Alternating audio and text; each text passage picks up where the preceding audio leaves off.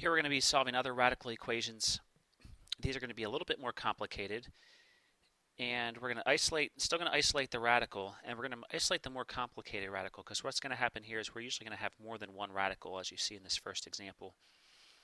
We're still going to square both sides, we'll simplify, and then we'll need to go back and repeat these steps because there will most likely be a remaining radical, and then we can go ahead and finish. So it's not a whole lot different than what we did before, it's just that we have two radicals, and so we might need to repeat these first three steps. So for this first example, we'll walk through this. We want to isolate the more complicated one. Well, this is an x, and this is an x minus 12, so this is the more complicated one. It's already isolated, so we're okay. We've done that step, or it's already done for us. We're going to go ahead and square both sides. When squaring both sides, there's a couple things you can do here with the left side. One thing we cannot do is just square each of these terms. That is not correct. So we can multiply it out, or you may remember a short way to multiply this out, just thinking through the special situation. We'll go ahead and multiply this one out. So we have, just to remind you, when something's squared, it's multiplied by itself. So when we have a square root of x plus 6 times the square root of x plus 6, we can write it out. On the right side, our square root does cancel with our squared, and so we just have an x minus 12. So over here, we're going to distribute, and square root of x times the square root of x is the square root of x squared, which is just x. And then we have 6 root x plus another 6 root x plus 36 is equal to our x minus 12.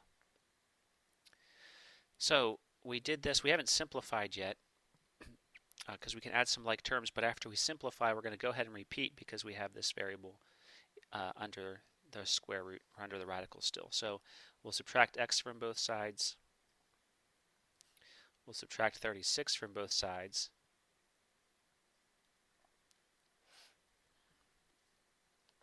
On the right side, we have a negative 48. And on the left side, so I'm kind of doing this simplifying and isolating the radical. So this is a 6 root x plus 6 root x. These become 0. 6 root x plus 6 root x is 12 root x.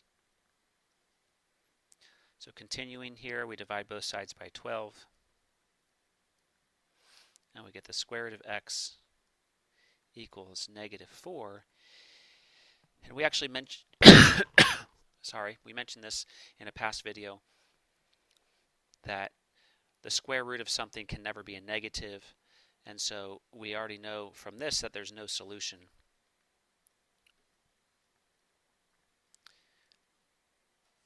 Had we not remembered that, we would have squared both sides and got x is equal to 16, but since we squared both sides, we always have to go back and check. Well, this one looks like it would maybe work. We got a square root of 16, so this is our check here. Square root of 16 plus 6 equals 16 minus 12. That's putting the x we found back in. This is a 4 plus 6. Square root of 16 is 4. So we have 10. 16 minus 12 is 4. Square root of 4 is 2. They are not equal, so therefore we know there's no solution. But we got good practice in isolating the radical and then having to go back and isolate another radical to solve that one. The next one, again, we want to isolate the more We want to isolate the more complicated radical, which is this one here. A couple different ways to do this. What I'm going to do is I'm going to go ahead and add that to both sides,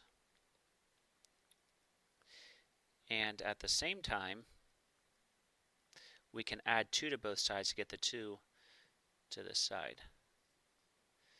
So what that did for us is these won't be on the left side, and we got the 2, and then negative 2 and positive 2 become 0. And so we're left with a square root of x plus 2 equals the square root of x minus 12. So that's step 1. We isolated the more complicated variable. We're going to square both sides. That way we'll get rid of this square root. So on the left side we're left with x minus 12. On the right side, x minus 12. On the left side, let's talk through how to square a binomial. What we can think of, it's always going to be the first thing squared. So square root of x squared is just x. And then it's going to be these two multiplied times each other, which is 2 root x, but then we double that. So that's 4 root x. And then it's this squared. Now if you have trouble with that, go ahead and multiply it out using FOIL or using distributive property. And you can multiply that out and you'll still get this right here. Let's go ahead, so we multiplied that out. Let's go ahead and repeat the steps. So we still have a radical, so we're going to isolate it. So we will subtract 4 from both sides, subtract x from both sides. Looks like we're going to get the same situation. We get 4 root x is equal to negative 16.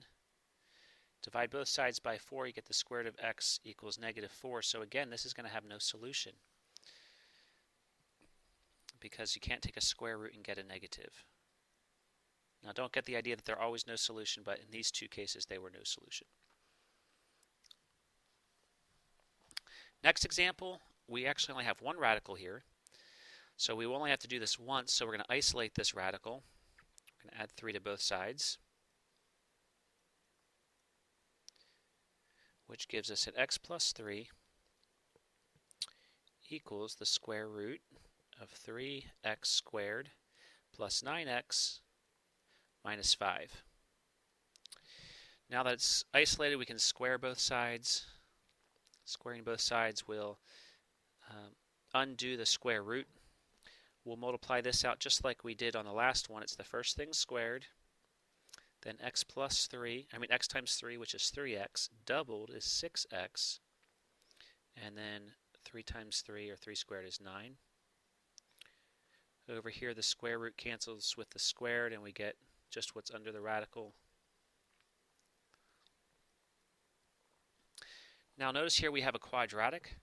So to solve a quadratic, we want to get everything on one side. So we'll go ahead and subtract x squared and 6x and 9 from both sides.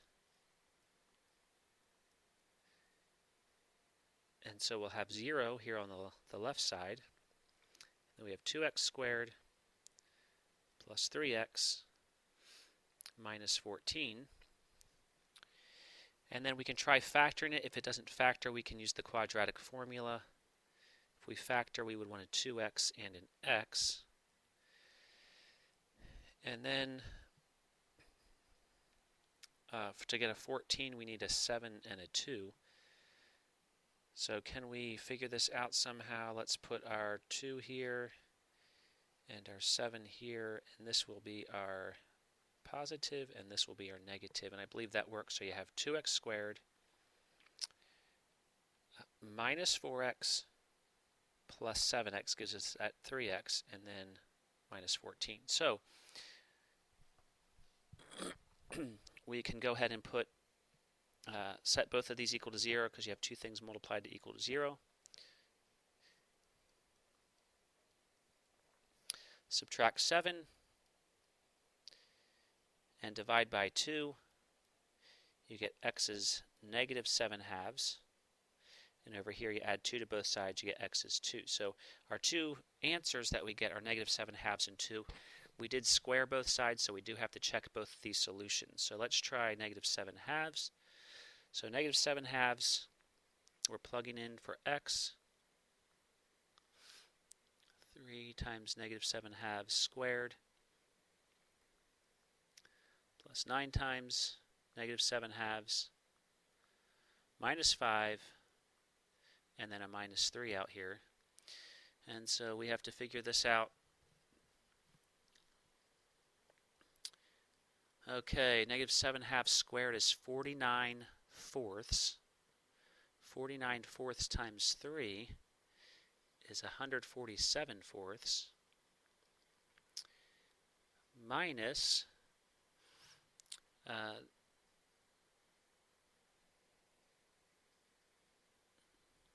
I'll put plus, but it will end up being negative. So this is 9 times negative 7, which is negative 63 over 2, and then minus 5, and then on the outside we have minus 3.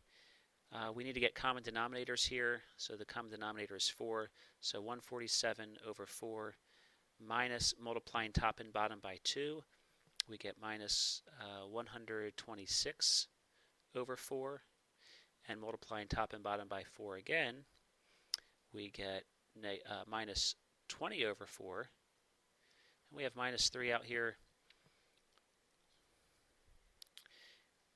This is a negative 146, so 147 minus 146 is 1/4, minus 3, and the square root of 1/4 is 1/2 minus 3, which is negative 2.5. This is negative 3.5, so they do not work, and so that's not a solution, so we can cross that one out. Hopefully we can check the other one a little quicker. We'll check 2, so we're hoping 2 is equal to the square root. We're going to subtract 3 at the end. Let's see if we can do some of this in our heads. We're going to put a 2 in here. That's 2 squared, which is 4 times 3, which is 12. So we have a 12. Putting a 2 in here is 18, and then 18 minus 5 is 13. So we get plus 13. And we're checking if 12 plus 13 is 25, minus 3, the square root of 25 is 5, minus 3 is in fact 2, so 2 is the solution that works. So x equals 2 makes this equation true. So we do have to check, even though it might seem a little painful to plug in all the fractions and figure it out, we realize that this is not one of the solutions, this negative 7/2. Coming down to our last example, there are a lot of variables in here and only a couple constants. Remember, pi is a constant. So we're still going to do the same thing. We're going to isolate the radical, which is already isolated. We're going to square both sides. So I don't have to write this out. Let's just go ahead and square both sides here. And realize we're trying to solve for m, which is right here. So when we square both sides, we get v squared equals e squared over this 4 pi e sub 0 m r.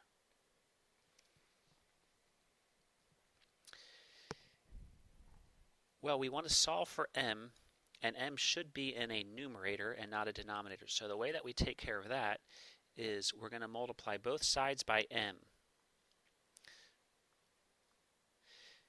So we multiply both sides by m. The m here cancels, and now m is in the numerator on the left side. So if the variable you're solving for is in a denominator, you do need to get it in the numerator. And so I'll write this. We probably could have kept going from there and figured it out, but we got e squared 4 pi e sub 0 times r, and we want to solve for m.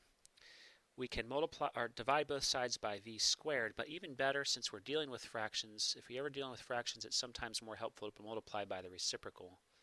And so we'll multiply both sides by v squared. And so when we multiply this fraction, it's not a compound looking fraction, we're just multiplying fractions. So over here our v squared cancels with v squared, and m is equal to, well, have e squared times 1 in the numerator, and then in the denominator we have 4 pi e sub 0 r times v squared. And that is what m is equal to.